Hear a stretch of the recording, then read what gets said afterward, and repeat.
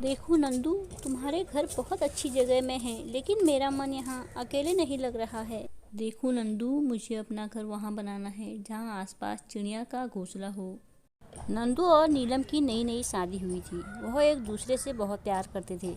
नीलम चिड़िया का मन वहाँ नहीं लग रहा था। देखो, मैं अपनी माँ से मिलने जा रही हूँ। अगर तुम्हारी इजाज़त हो तो मैं जाऊँ। ठीक है नीलम, तुम अपने माँ से मिलने जा सकती हो। देखो, शाम होने से पहले मैं वापस आ जाऊंगी। यह बोलकर नीलू चिड़िया अपने माँ से मिलने चली गई। जैसे ही नीलम अपने माँ से मिलने गई, वैसे ही नंदू की बहन वहाँ पहुँच गई। भैया, नीलम भाभी कहाँ हैं? दिखाई नहीं दे रही है। देखो पीलू बहना, तुम्हारी भाभी अपनी मायके गई है। उसे अपनी माँ की बहुत याद आ रही थी, इसलिए वो अपने माँ से मिलने गई है। देखो भैया, कल तुम्हारी शादी हुई थी और आज तुमने उसको मायके जाने दिया। तुमने उसको मायके क्यों जाने दिया? देखो नंदू भैया, अगर तुम ऐसे उसके बात मानते रहे तो वो कल को तुम्हें पूछेगी भी नहीं। देखो बहना, तुम्हें मेरी चिंता है इसलिए तुम बोल रही हो, लेकिन तुम्हारा बड़ा भाई होने का नाते मैं तुम्हें समझा देता हूँ, ऐसा कुछ नहीं होगा। तुम्हें मेरी फिक्र करने की कोई ज़रूरत नहीं है, तुम अपने घर जा सकती हो। अपने भाई की बात सुनकर पीलू चिड़िया वहाँ से चली गई।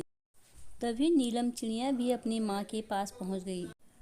देखो माँ, मुझे तुम्हारी बहुत याद आ रही थी, इसीलिए मैं वापस तुम्हें मिलने आ गई। माँ, नंदू का घर बहुत अच्छा है, लेकिन वहाँ कोई चिड़िया का घोंसला इधर उधर नहीं है, इसीलिए माँ मेरा मन वहाँ नहीं लग रहा है। नीलू बेटा, नई जगह है इसलिए तुम्हें अच्छा नहीं लग रहा होगा। नीलू बेटा, तुम जाओ अपने पति के पास, मैं यहाँ ठीक हूँ। माँ की बातें सुनकर नीलू चिड़िया कुछ खाने का सामान लेके अपने पति के पास चली गई। देखो नीलम, आ गई हो तुम। मैं कब से तुम्हारा इंतजार कर रहा हूँ। हाँ नंदू, मैं आ गई। माँ ने तुम्हारे लिए कुछ खाने का सामान भेजा है। दोनों पति पत्नी ने खाना खाया और आराम से अपने घोंसले में रहे। दूसरे दिन सुबह, देखो नीलम, मैं बाहर जा रहा हूँ, तुम्हारे लिए कुछ खाने का इंतज़ाम करता हूँ और तुम आराम से घर पर ही रहना, कहीं मत जाना अकेले। देखो नंदू, जो माँ ने खाना दिया था अभी उसमें बहुत सारा खाना बाकी है। तुम्हें भी बाहर जाने की कोई ज़रूरत नहीं है, हम दोनों मिलकर घर पे ही रहते हैं। मैं फटाफट नहा धो के खाना बनाती हूँ। अरे वाह नीलम, तुम तो बहुत ही सुंदर लग रही हो। नंदू, मैंने खाना बना दिया है और खाने में मैंने आज खीर बना रखा है। चलिए हम पहले खाना खा लेते हैं। कुछ महीनों बाद नीलम चिड़िया ने 2 अंडे दिए। दोनों पति पत्नी अपने अंडों को देख के बहुत खुश रहते थे। कुछ दिनों बाद उसमें से छोटे छोटे प्यारे बच्चे निकल आए। दोनों पति पत्नी अपने बच्चों को देखकर बहुत ही खुश रहते थे। देखो नीलम, मेरे दोनों बेटे चिंटू और मिंटू कितने सुंदर हैं। ये तुम पर गए हैं दोनों। देखो नीलम, मैं इन बच्चों के लिए कुछ खाना लेके आता हूँ और तुम इनको एक पल के लिए भी मत छोड़ना। ऐसे बोलकर नंदू अपने पत्नी और अपने दोनों बच्चों को छोड़कर खाने की तलाश में चला गया। खाने की तलाश में जाते जाते नंदू चिड़िया काफ़ी दूर निकल चुका था।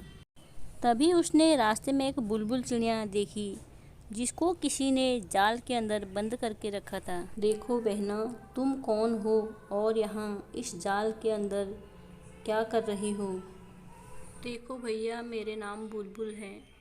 पता नहीं किसी ने यहाँ जाल बिछाया था और मैं यहाँ जैसे ही बैठी, मैं इस जाल के अंदर बंद हो गई और कितनी कोशिश कर रही हूँ बाहर निकलने की, लेकिन मैं बाहर नहीं निकल पा रही हूँ।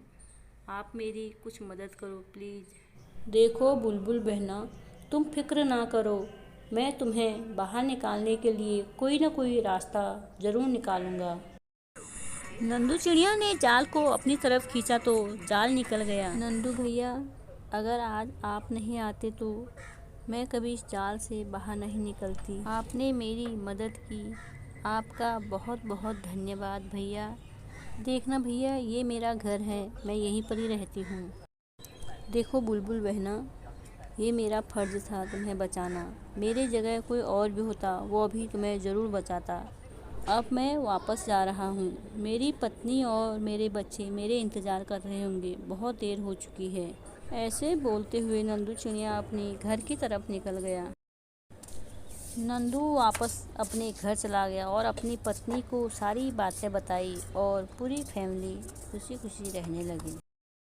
अगर आप लोगों को नंदू और नीलम की कहानी अच्छी लगी तो वीडियो को लाइक करना, चैनल में नए हैं तो चैनल को सब्सक्राइब करना। फिर मिलेंगे एक नई कहानी के साथ। Thank you.